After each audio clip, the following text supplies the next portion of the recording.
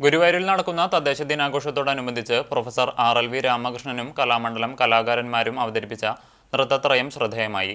കഥകളിയും മോഹിനിയാട്ടവും ഭരതനാട്യവും സംഗമിച്ച നൃത്തത്രയം തദ്ദേശ കലാവിരുന്നിലെത്തിയ കാണികൾക്ക് വേറിട്ട അനുഭവമായി.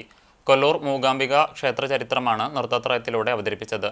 മൃദംഗ വിദ്വാൻ ചങ്ങനാശ്ശേരി TS സതീഷ് കുമാറാണ് നൃത്തത്തിന്റെ സാഹിത്യം ചിട്ടപ്പെടുത്തിയത്. കഥകളി വേഷത്തിൽ കലാമണ്ഡലം വൈശാഖ് രാജശേഖരൻ, മോഹിനിയാട്ടത്തിൽ RLV രാമകൃഷ്ണൻ, ഭരതനാട്യത്തിൽ സൂര്യ അനുഷ എന്നിവർ അരങ്ങിലെത്തി. RLV രാമകൃഷ്ണൻ, RLV ഗായത്രി വിജയകുമാർ, കലാമണ്ഡലം ചമ്പക്കര വിജയകുമാർ എന്നിവർ ചേർന്നാണ് നൃത്തം ചിട്ടപ്പെടുത്തിയത്.